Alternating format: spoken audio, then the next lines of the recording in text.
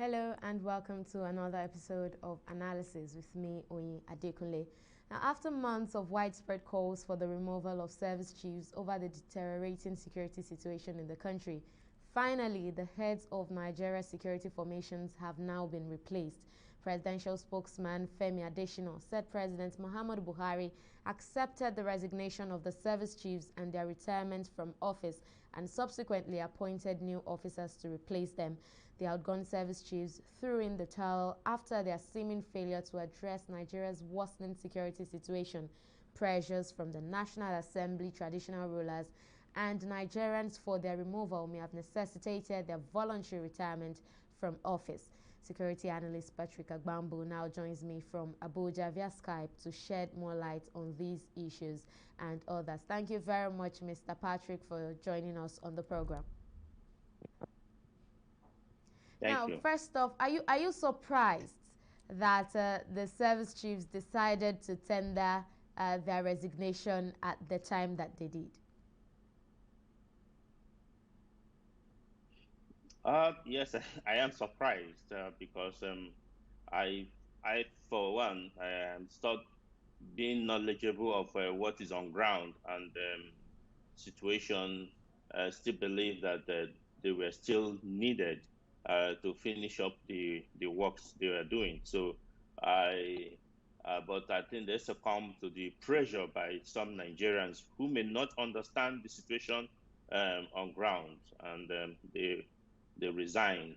And Mr. President, again, listening to the wishes of some of those Nigerians, approved their retirement, their resignation. I mean, so, but I'm surprised that they resigned at this time. And now you said that they should have remained to finish what they are doing. That's where many Nigerians will actually disagree with you. Because if you say what they were doing, many people would say weren't seeing results. I mean, there's still the whole crisis in the Northeast and then the recent one of the headers crisis and all of that. So when you say they should have waited to finish what they were doing, what exactly do you mean by that? Yeah, only I don't know if we take our minds back to 2015 when they came in. Um, the insurgency and these terrorists are taking over close to 60% of the country, Nigeria. But as we speak, they are limited to just close to about 2% or 3% of Nigeria. So, which is a significant achievement. And we were wishing, which started about a month ago, the final onslaught to flush them out. If you followed recently, you will notice that in the last 1 month, so many of these bandits and some of these terrorists have been killed because as this is a result of the last onslaught that is being undertaken. The delay in this carrying out this total flushing was because of a lack of sufficient needed equipment, the type that is needed to carry out these operations, to demine the lands, because some of all those areas where these terrorists were inhabiting were laid with landmines and all that. But with the equipment that were fabricated locally and is serving that purpose, then they were carrying out the last onslaught, which I thought that maybe in the next 2, 3 months or so, we'll have seen a much better result. But as it were now, new persons have been appointed. We'll wait and see what is going to come out of it. Talking about the one thing I want to point out clearly here is that it's not the responsibility. Many people cry that there is insecurity in the country and therefore service chief must be replaced. Well, I think we may not understand that it's not the responsibility of the service chiefs, as it were, for internal security. It's not the responsibility of the Army, the Navy, and the Air Force. It's the responsibility of the police and the intelligence group, the DSS. So even if you remove the service chiefs, that has not stopped the internal insecurity that Nigeria is experiencing. So we must understand that clearly and face the reality. And you basically, I've just raised concerns about the ongoing work that the service chiefs, the previous service chiefs, were carrying out before they tendered their resignation. And then that raises another concern that the security formation should be about hierarchy. So if we're saying that because one person left, we are worried that we may not see results, or we may see a reversal of what the previous service chief was doing, shouldn't that itself be like an indictment for the security architecture as a whole? No, I have not said that that because one has left that the work will go down. What I said is that we hope and pray that there will be continuity of what is on ground. Individuals have their different style of leadership. New leaders coming in will have their own style, will introduce their style of leadership. Even if the security service are a regimented organization, style style of leadership is not regimented. So individuals, some may put priority on equipment, while some put priority on men and machine. Some may put priority on motivation. So it depends on what individual leadership style that comes in, and that is what I'm saying. So it's not that the success that is currently being recorded will be disabused or be forgotten or be thrown away. No, the work will continue because it's Nigerian Army, it's Nigerian Air Force, it's Nigerian Navy, it's the Nigerian Defense. So it's not about individual now. Now, I'd like to get your thoughts now on the appointees, the new appointees. Now, you've seen the names. You must be quite familiar with some of them. So, what exactly do you make of these new names?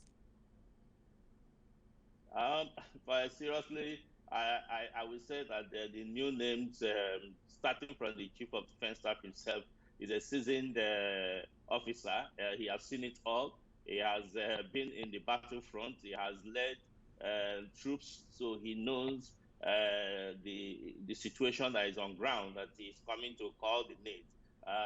He was he was a theater commander of Operation Lafia Dole. He was in the multinational Joint Task Force. He has been everywhere, and he's capable of actually understanding. He's not someone who is going to start learning what is on ground, so he understands it perfectly. All right. Same for the new chief of army staff. The new chief of army staff is somebody that has been there, cut across, was a former theater commander of Operation Lafia Dole. He was a GOC 82. He has seen it all. He also is an infantry officer, so he knows it all. Same for the Navy. The Navy man, the situation as we speak, we have even a much problematic waterways currently. The Bight of Guinea is a big trouble, a big challenge all over the world. It's ranked as the most dangerous water in the world currently. So we have a man that we expect that will be able to turn the tide and make it better for us. The new man that is coming in for the Air Force, Amao, he's been there. He's a fighter pilot, and I'm sure that with the equipment that are being expected, the fighter jet that has been expected, he knows what should be done, and he will provide that leadership. All in all, I believe that these are men that a lot is on their shoulder really now, because so much has been done, and so much still has to be done. And we hope and pray that they will sustain the momentum and even improve and do better than what we're seeing today. But it's good that they're stepping into a situation that is much better than it used to be some years ago. And Mr. Agbambu, you must have already found out about this as well. There's a particular name that is already causing some kind of controversy amongst the new appointees, and that's Major General Ibrahim Attahiru, which is the new Chief of Army Staff. There are reports, of course, that he was sacked by the former Chief of Army Staff, Tukur Buratai, for incompetence. And now many people are saying, okay, if that happened, why would he be appointed again? So what are your thoughts on that? People are commenting that he was removed because of incompetence, but I want to challenge those who are saying that if they have any document that or any release or whatever statement that says that we are removing you because of incompetence, they should provide it for Nigerians. People should not assume. Yes, situation was bad at the time he was removed, but mind you, that was just a year or 2 years after the government took over, and things, equipment, and the motivation of the soldiers were not as strong as the current chief of army staff has made it to be. They were still grappling with the fight against terrorism and insurgency. So that made it a little bit difficult. So, and an incident happened, and he was removed, and a new person was appointed. That removal from office, posting in the security services most times are not as the civilians or the citizens would think it to be.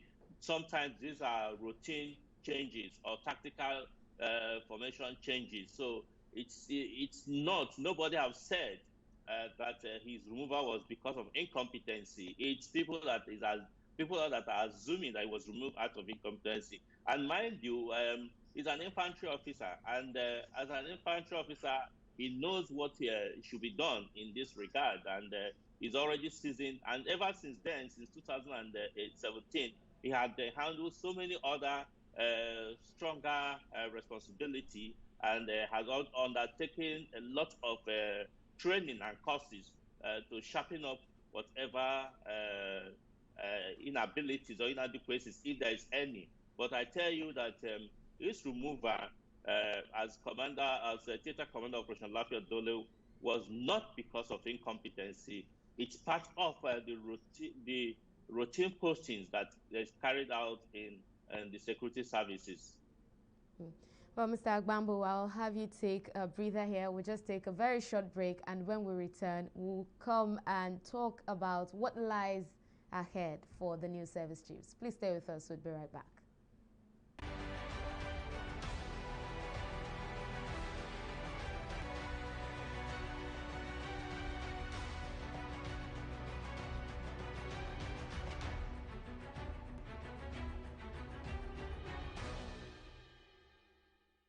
On Deji 360, we don't just ask the questions. What is wrong with amending the Constitution the way the National Assembly members have been doing it? We seek answers. Constitution is constituent. Our problem is not lack of laws. Our problem is lack of the willpower to implement our laws. Answers that provide clarity. While we negotiate, we should try to make it a point that the girls must be complete. The clarity you need to make informed judgment so that you can make the right decision and take action. People are saying it is you politicians that are responsible for this, that you are the reason why this is happening. All these dullards that call themselves governors in this country? I wish we had people like Tony at the National Assembly. God forbid that I go to join that ballot. Deji 360, providing clarity to issues.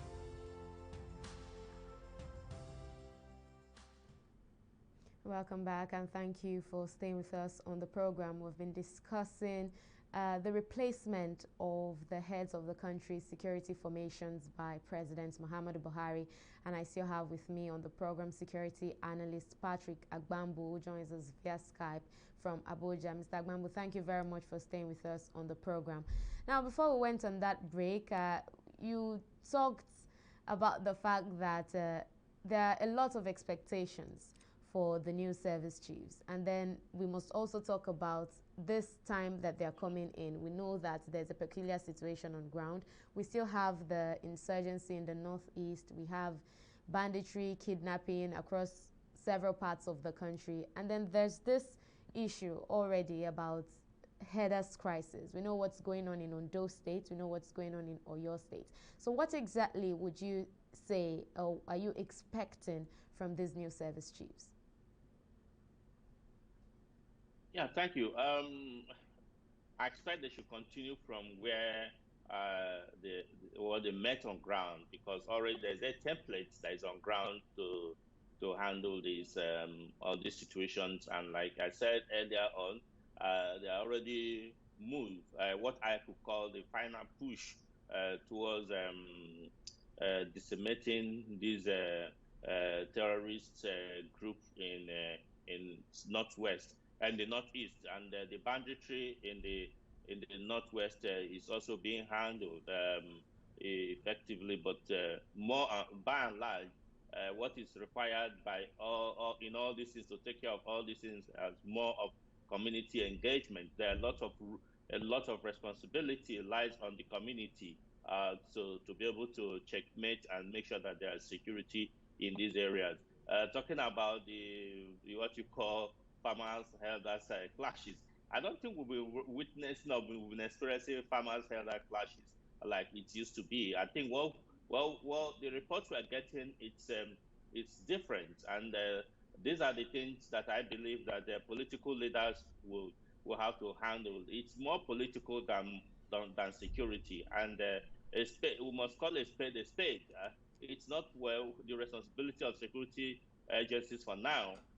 The political leaders have more roles. So these new service chiefs, in as much as they're in security sector, but like I said, it's more of an internal security challenge, which the Nigerian police force, will have to play more stronger role in working with the communities. It's not the responsibility of the service chiefs, as it were.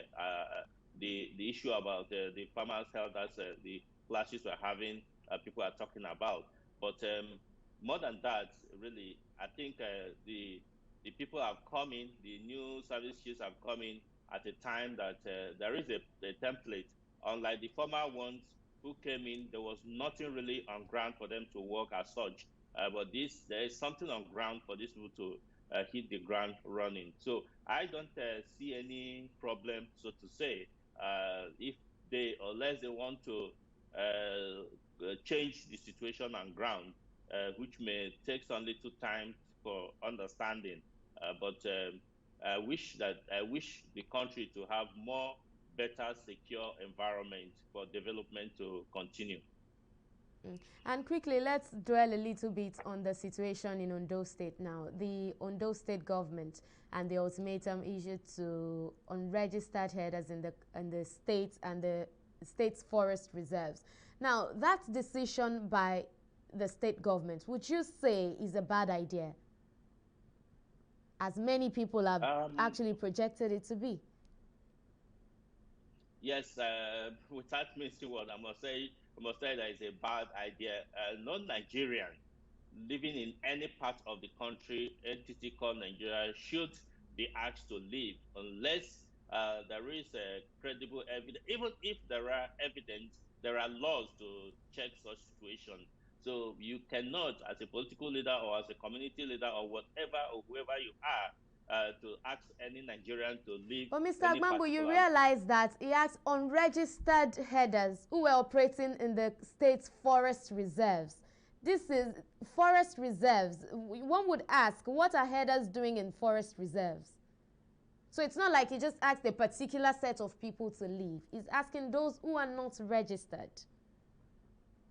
Beautiful. This unregistered herders in forest reserve is an afterthought from what initially the order that was given.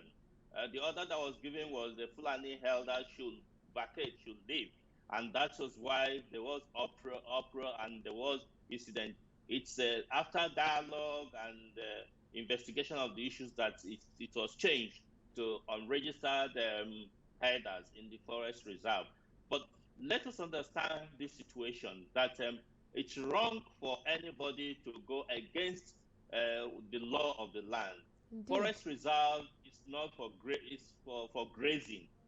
Forest reserve is for the environment, to sustain the environment, not for grazing.